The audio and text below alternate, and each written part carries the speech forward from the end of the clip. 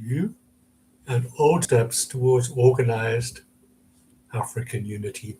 The emphasis here is on the word organized because it was always a dream of those who wanted to have independence. There was a parallel dream of unity.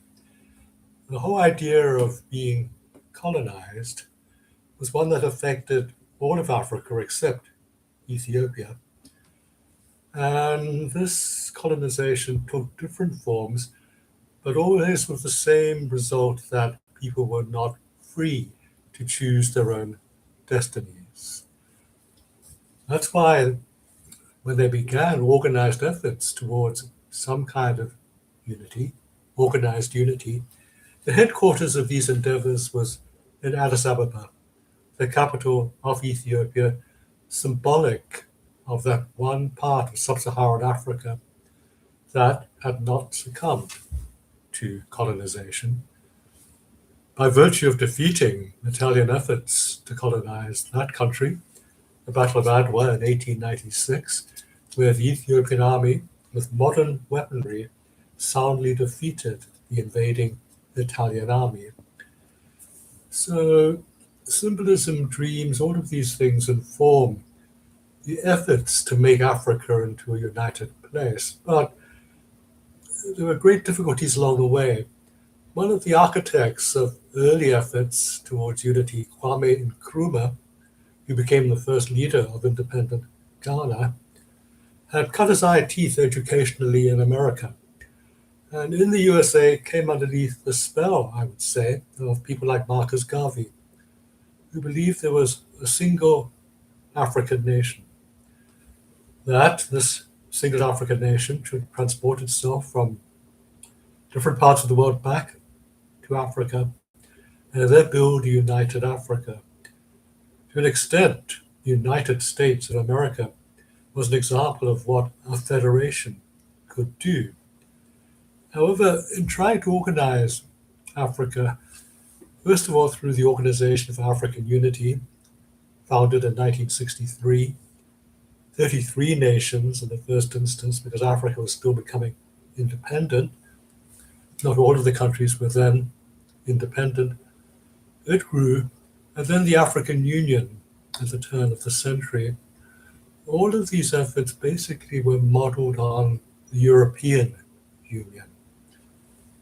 A successful union of different countries that was making itself felt in the world even back in the 1960s. But the march of Europe was a difficult one. It didn't come immediately after World War II. World War II had left the entire continent in economic chaos. American help in terms of the Marshall Plan played a fundamental part in rebuilding Europe. But in 1951, the Europeans decided to organize themselves, and the very, very first proto-union was the European Coal and Steel Community, 1951. And of course, in the rebuilding of Europe, what was fundamentally required was coal and steel.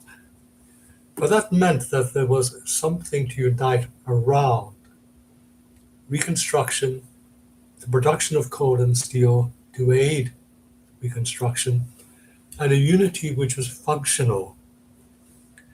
This gave rise to all kinds of international relations theories, simply called functionalism, neo-functionalism.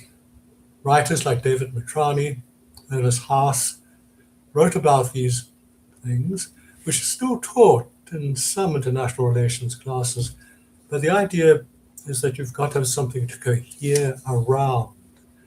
It can't just be a dream. It has to be something functional that makes you want to work together. Now, in the case of Africa, there was no such coal and steel imperative. And Africa is a far more disparate and a far more spread out place than Europe. 55 nations by the end of the process of independence, coming to independence quite gradually towards the end, with war against die-hard white powers, Mozambique, Angola, Zimbabwe, South Africa. The dream was only really complete when we came up to 1980, the independence of Zimbabwe, and then 1994, with majority rule elections in South Africa. And with the independence of South Africa, this meant that there was a superpower, economically speaking, in Africa. It gave some sense of we could be in charge of our own economic destinies, but it was difficult. And the Europeans continued to find it difficult. In wake of the European coal and steel community, there was developed a European Economic Community, the EEC. The European Union only came into existence in 1993, basically just 1 year before the majority rule elections in South Africa. So the model was there, but of course it's been a model in Europe that's been fiercely resisted by many, including the United Kingdom, for instance. People sometimes don't like being bound together. They don't like the idea of unity, particularly when there are common instruments. Common instruments such as institutions to do with human rights, to do with the European Court, etc. And there's been resistance in Europe, most outrightly by the United Kingdom, but others still have misgivings. A rush also to join Europe, particularly on the part of newer nations, that is, those who have gained a certain degree of political maturity in the post-Cold War years. So this is an unfinished project in Europe. The question is, how did the project start in Africa? Well, the Organization for African Unity was founded in 1963, as I said, but there are differences as to what kind of OAU would be. The so-called Monrovia Group, clustered around the leadership of Leopold Senghor, the first leader of independent Senegal, did not want a close unity. They wanted cooperation.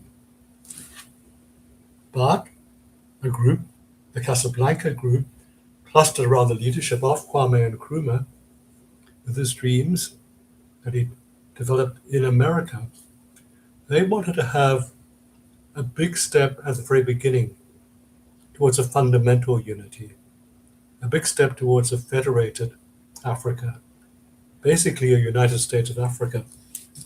And the compromise was the OAU, which really could not give flesh to either vision. And the reason why it could not give much flesh to either vision was because there are no logistics that could make either of these dreams work. You look at Europe, absolutely comprehensive communications and transport networks. Look at the United States, a lot of indentured Chinese labor went into building those grand railways that spanned the width of the United States. This meant that in both locations, there could be cooperation towards all kinds of political and economic visions that were facilitated by logistics. That did not exist in Africa. The great colonizer, corporate colonialism underneath Cecil Rhodes, dreamt of such logistics. He wanted to build a Cape to Cairo road, linking up the top and the bottom of Africa. And from that long north-south route, there would be spokes going east and west. Well, he didn't get very far, but the main road still, Lusaka, Zambia, is called Cairo Road. Now, that was part of the network that Rhodes had in mind. If he'd been successful, maybe Africa would have been a different proposition today, and certainly at the time of independence. But that great road north and south, that communications network, all the spokes east and west of it, is only now being slowly realized in a very, very piecemeal way, with a very great deal of Chinese civil engineering. So it's not something that could be accomplished overnight. It's not something that could be accomplished easily, even by a federated Africa. But there was an effort all the same to try to establish some kind of foundation of a real sort for the dream. Now, there are other institutions in Africa. The OAU gave way to the African Union in 2002. That was preceded by the first really pragmatic step. In 1980, the so-called Lagos Plan of Action. It was a fundamental realization we can't do it all at once. So let's start in segments. Let's start in regional segments. Let's start, for instance, in the West with ECOWAS, the Economic Community of West African States. Let's start in the East with the Federation of a very loose sort and not very successful sort between Kenya, Tanzania, and Uganda, the East African Community. And in Southern Africa, what is now SADC, the Southern African Development Community. It began as a development cooperation conference. But if we could build building blocks in regions, maybe those blocks could come together at some stage in the future. Well, there are problems with that. There weren't enough blocks, for starters. They all functioned in slightly different ways, and they had memberships that quarreled within themselves. Kenya, Tanzania, and Uganda just didn't get on. They had chosen different domestic models of development. Ujama, a cooperative, communal form of development in Tanzania, was at odds with the nakedly capitalistic path that Kenya had chosen. So what kind of economic cooperation would be possible there? We had so much difference in terms of revenue generation and different conditionalities for the generation of that revenue. How could you put that revenue together in a cooperative manner on equal terms? So all of these very, very idealistic, again, regional bodies had problems. And in West Africa, huge differences in terms of development levels, in terms of difficulties of government, the continual meltdowns in early Ghana in the wake of Nkrumah, the military coups that sprang up in Ghana, but also in Nigeria, the civil war in Nigeria. And all of this was topped off by the absolutely atrocious civil war, diamond wealth being at stake in a country like Liberia. Liberia itself being founded in a very, very different kind of colonialism, black colonialism, freed slaves from the USA who were not exactly sympathetic to the local population. But Liberia was built around a model of what a black USA could look like. The flag represents that. It's the US flag with a single star. And this idea of a single star also lay behind Nkrumah's vision. There's a single black star on the Ghanaian flag. There's a single black star on the funnel of the designs that Marcus Garvey had made for the first shipping line to go to Africa, taking black people home. A home which they'd never seen, to which they'd never been. And even now, this idea of Africa, how many Africans from one country have been to other African countries? Maybe in the southern part, there's some interaction, maybe in the western part, some interaction, but probably a lot of travel to Europe and to the USA. And that dwarfs, I think, the amount of travel that someone from the south would make to West Africa, for instance. So the dream is still there, but there are other institutions, as I said. The African Union in 2002. This established the United Nations Economic Commission for Africa. That was in 1958, and that was in advance of independence for West countries, only Ghana, 1957. And the idea was when countries became independent, there would be economic cooperation. And the Economic Cooperation for Africa, Economic Commission for Africa, the ECA, was also headquartered in Addis Ababa. The African Development Bank in 1964, development costs money. That was headquartered in Abidjan, but it has raised a very great deal of capital, both in terms of subscription from member states and also from playing and investing and borrowing from international capital markets.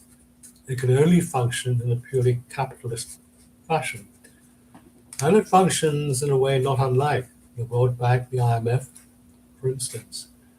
These are regarded as metropolitan instruments of high capitalism without all the conditionality applied by the IMF, a little bit more Africa sensitive, but it has to get its money back.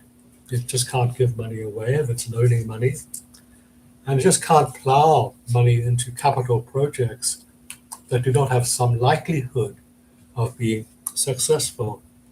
Even so, founded in 1964, it has now accumulated capital of some 32 billion and has probably dispersed over the years something like 47 billion to 2,900 projects.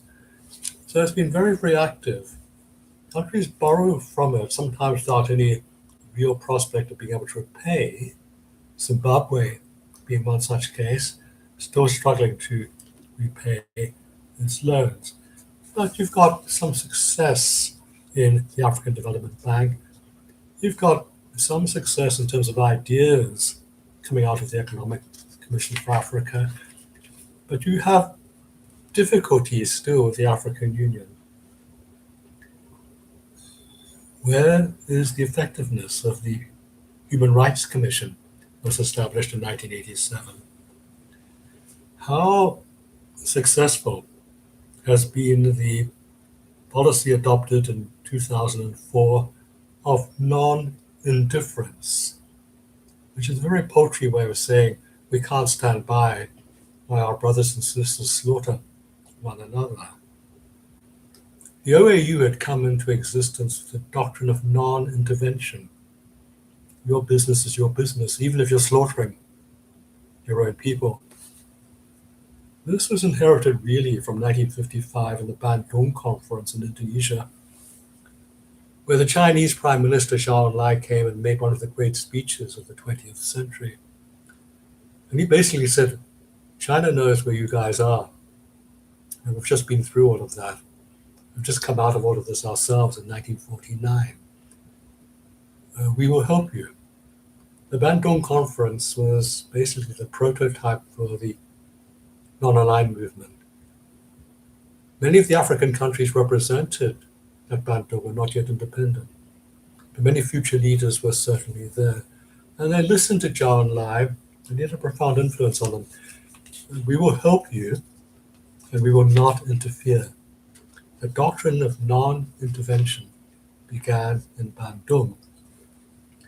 Over the history of civil strife in Africa, after independence, the secessionist war fought in Nigeria, huge losses, huge divisions in the country, when part of the country tried to succeed as a separate unit called Biafra. And that was one of those wars that attracted international attention. Even certain African countries recognized Biafra, Zambia being a case in point. It made the name of Don McCullum, the famous war photographer. His photographs of harrowing starvation among children in Biafra who could not get food because of the war. It attracted international attention. Czech pilots flew mercy runs to drop food in Biafra. But all in all, this war of secession seemed to show to the world, almost showcased to the world, that Africa still had trouble getting its act together. Warfare and violence were still going to be part of the picture. So if it's going to be part of the picture, what's the African Union going to do about it? Well, it established its doctrine of non-indifference. We can't be indifferent. The only real test of this was 2004, when the slaughters and atrocities in Darfur came to international attention.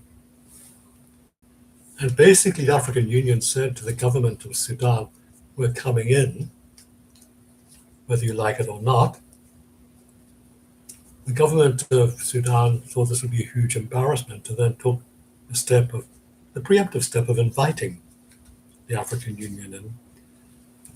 And a huge peacekeeping force went in that later amalgamated with the UN peacekeeping force, but which was woefully under-equipped. The commander of the African Union forces and later the early commander of the hybrid African Union and UN forces, Nigerian general called General Agwai. I spoke to Agwai, and don't forget we're talking about Darfur, about the size of Germany. And I asked General Agwai, what do you need? He said, helicopters. I said, how many you got? He said, 2. You can't keep the peace in a territory that size with 2 helicopters.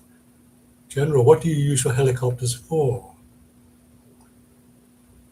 To go to the funerals of my men, because they were sitting ducks. They had no transport either.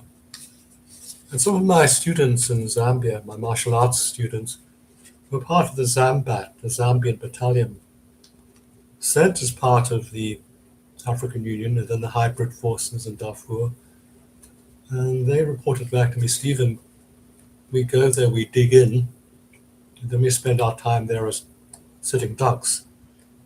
We got in, we can't easily get out because transport is very, very conditional. The government controls that and won't make it readily available to us. So they let us get in. We build fortifications, then we wait to be picked off. We don't have the capacity to take the fight to the rebels. We don't take ourselves out to enforce the peace. We've got no ability to do that. We've got no logistics to do that. So the doctrine of non-indifference is not widely effective. It's an effort. It was also meant to be established by 2010, an African standby force. That is, a military force that can be rapidly deployed, a rapid response standby force to help governments quell insurrections, meaning insurrections continued, of course. And that's been wildly ineffective, again, because there are no logistics. The example in 2012, when jihadists, in concert with dissident Tuareg militias, swept down from the north, heading into Mali, took Timbuktu, were on the road to Bamako, and they looked unstoppable. They had logistics, but of a very different sort to government logistics. The government tanks could not stand against the rapid Toyota Hilux pickup vehicles that the jihadists used, and which rebel forces of jihadist nature have been using ever since Afghanistan, and which were pioneered in Africa by Colonel Gaddafi in the wars in Chad in the early 1980s.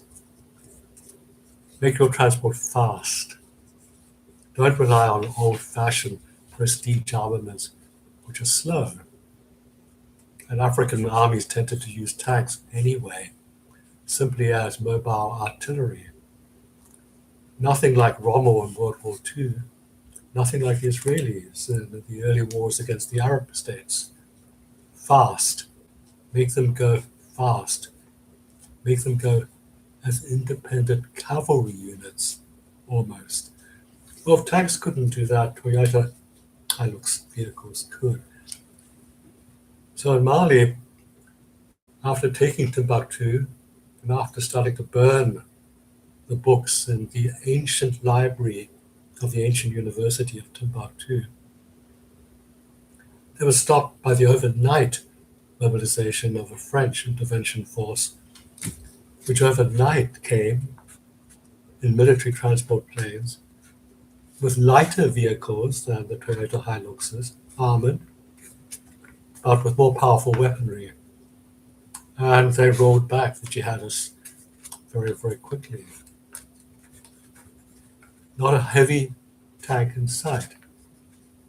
Many, many high-powered transport planes in sight, and mobilization overnight. What the standby force had done was to tell everyone, we'll be there very soon, gave a date. The rebels simply moved before that date. The standby force never arrived. The French have been problematic in Africa, obviously. They saved Mali on that day. And substitute armies like Wagner don't have that kind of equipment. It's not even a proper army. It's a bunch of mercenaries, some of which couldn't make it in regular armies. Basically, to have a standby force, you need to have many transport planes. Where would they be located? How would you get the component parts to that location for rapid deployment? It means that every country that wants to contribute had better have such planes to carry people and to carry munitions and to carry equipment, including mobile equipment. There's a lot of money, there's a lot of cooperation, and almost every army in Africa has chosen to arm itself in a different way. Where's the commonality of firearms? Where's the commonality of munitions? Is there a better gun than the AK-47? Why don't African armies have a better gun? Very well suited for guerrilla warfare, used by people without a great deal of in-depth training, not the weapon of modern warfare. So all of these things need to be dealt with before a standby force could possibly be effective. What about trade? Now that Africa has reached a certain economic stage of development, does it have to keep importing from other countries that are not in Africa? Importing from the West? Now, there are exceptions to this. If you go to America, almost every single BMW 3 Series car that you see on the roads is a popular car. Even the 3 Series are quite low down on the feeding chain of BMW products. But even so, every BMW 3 Series you see has been assembled in South Africa. And the South Africans have got the industrial capacity to do that. Also, those cars are equipped with platinum exhaust pipes. Because South Africa's got platinum. So it's a one-stop shop. You get to be ecologically sounder, what is still a petrol-driven car. You get a prestige car. Young wannabes in their 20s, aiming for a top flight BMW will start with a 3 Series. And basically, South Africa could do that. Not too many other African countries could. So, for the most part, if you have a middle class that wants to drive in BMWs, they import those from the West, not from South Africa, because South African production capacity has reached its limit in supplying the American market. So you've got to have all kinds of things that are in place if you're going to have basically an African continental free trade area. It has to be a unified market. You have to know that you're buying from another African country. You know that you're able to export to other African countries as a market for your exports. You've got to resist tariffs. That's quite difficult right now. We've seen Donald Trump and his political use of tariffs. It's a temptation for everyone. Protect your market and your producers, even against other African producers. So if other countries, apart from South Africa, start having the capacity to assemble cars, but the South Africans can do it more cheaply, how do you protect your young industrial sector that can assemble cars. Oh, you put up tariffs. Is that part of the ideology of a free trade area, of a unified market? The amount of coordination that would have to go into a continental free trade area is really quite enormous. Countries like South Africa, countries like Nigeria have huge comparative advantage, which can never be eliminated. So how much of it is a dream? Well, there's some success. There's a Pan-African payment and settlement system established in 2022 as part of the Continental Free Trade Area, only 4 years after the foundation, 2018, of the Free Trade Area. 2022, the Pan-African payment and settlement system, which means that companies in different parts of Africa can pay for what they gain from another country in any currency. This sounds good. It sounds fantastic. Can it be done? Europe functions on something called the euro, a single currency with a single uniform value. Some countries have had such amazing inflation. Speaking frankly, their currency can sometimes be worthless. At one stage in the meltdown in Zimbabwe, the bank was issuing $1 trillion notes. You could buy those for a tenner in London at coin and note vendors. Yes, there are such shops selling the currencies of other countries to collectors, but like stamps. And you can pick up a Zimbabwean $1 trillion note for £10. But it meant that that currency was worse than useless in terms of international transactions. When I was in Zimbabwe at that period of hyper inflation, something like several octodecillion % inflation, according to The Economist, we carried money around in satchels and the money wasn't counted. It was put on a Chinese weighing machine. And then we estimated the value of what we just paid for that cup of coffee, which had risen in price while we were sitting in the coffee shop. The only worst place was in the meltdown in Uganda after the fall of Idi Amin. As part of the reconstruction of Uganda, we carried money around in suitcases and it was worthless.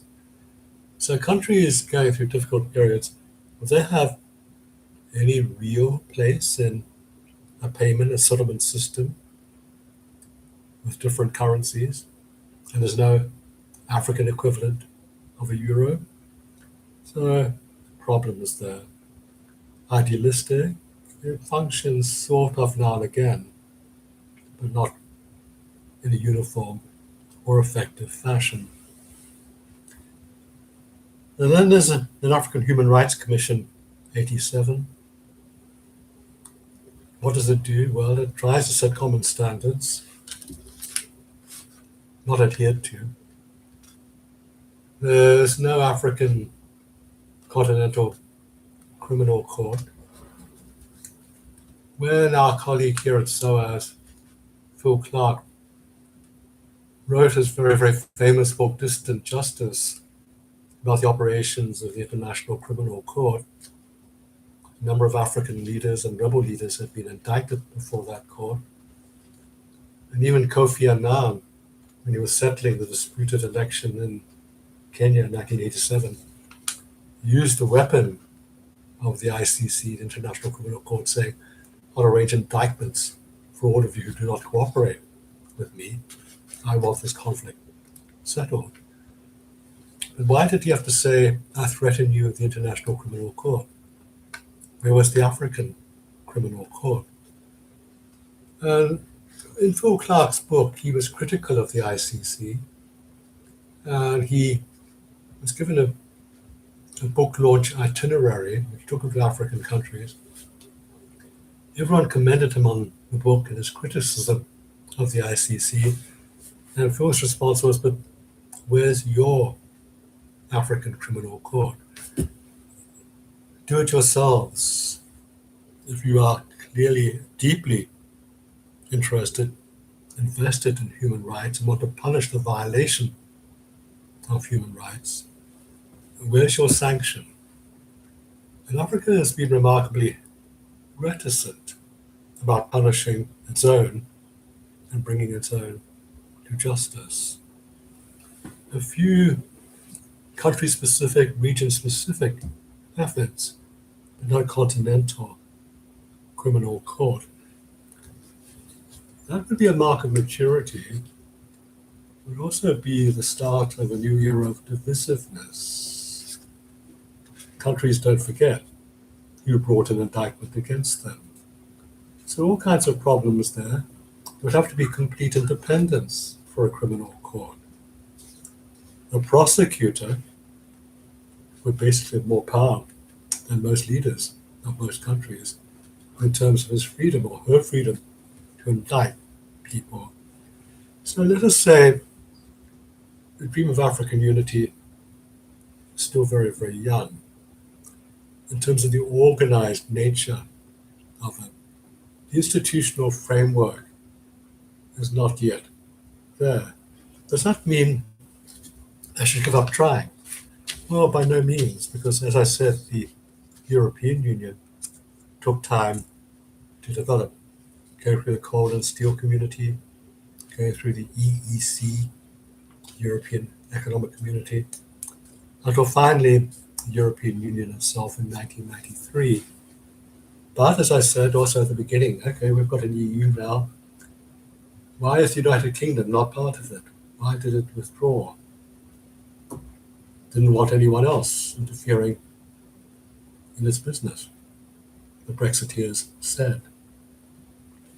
So how universally subscribed to would be a genuine African Union, which had unitary policies that were over and above the sovereign policies, so-called, of member states. If that is a dream too far, what could be done at stages below that dream too far? Well, again, as I said, logistics has to be the key. And here you enter rivalries of a different nature. Who provides the engineering for the logistics?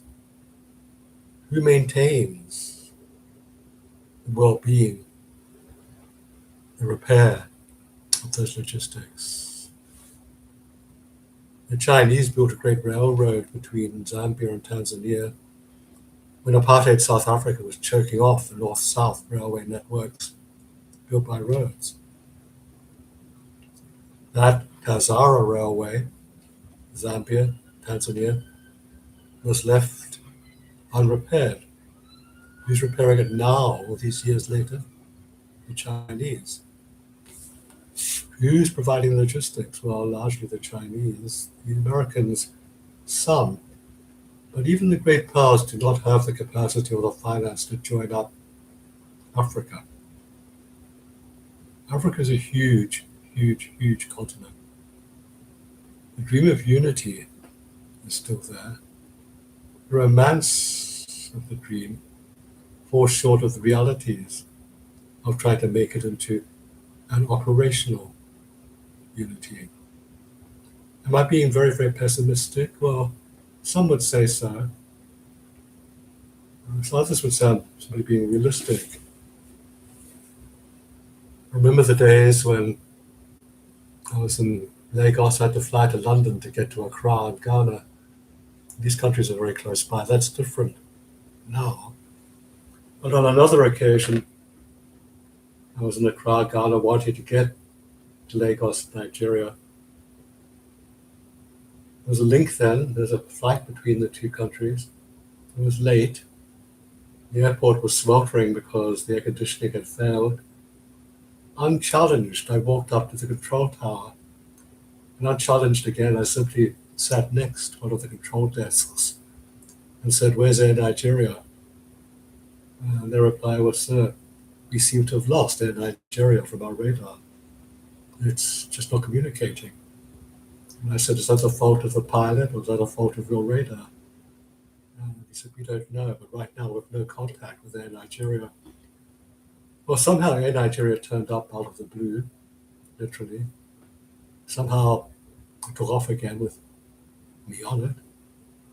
All this while, I'd been wandering through the airport completely unchallenged, and the airport itself was derelict.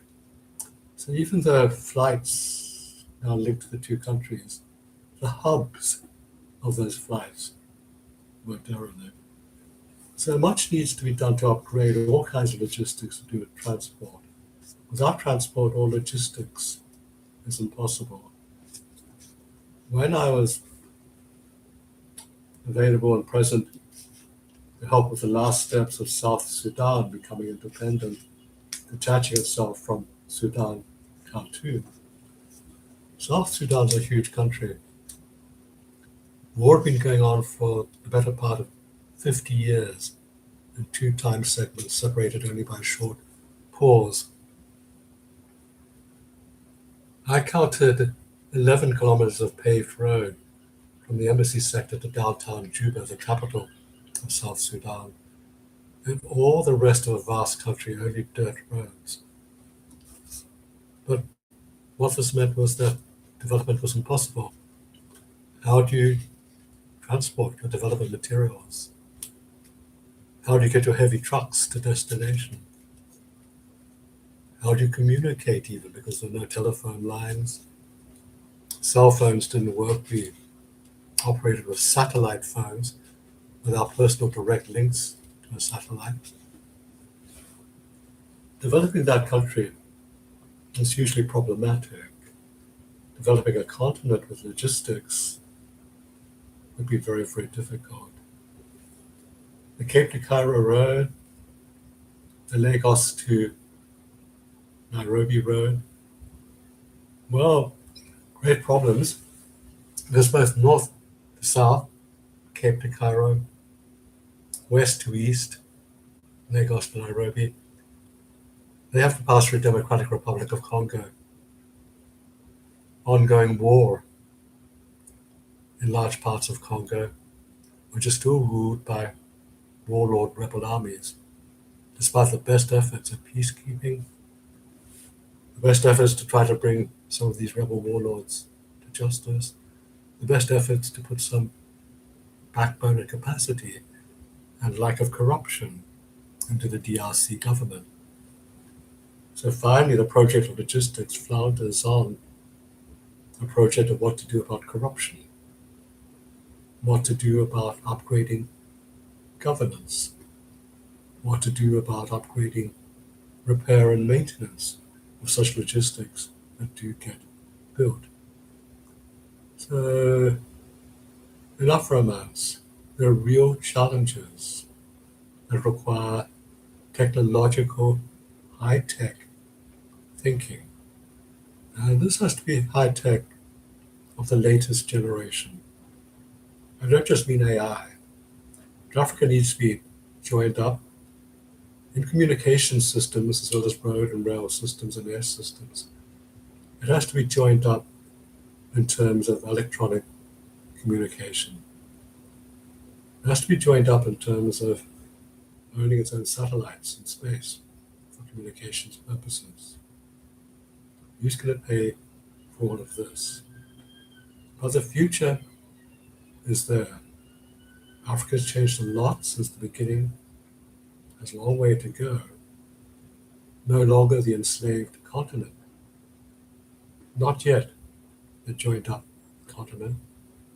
The foundations for an organized continent. But superstructure needs to be built on those foundations. So, ladies and gentlemen, I leave you there. This has been an effort in a lecture to end the series, perhaps on a slightly negative note. As I said, I hope a realistic note. Thank you.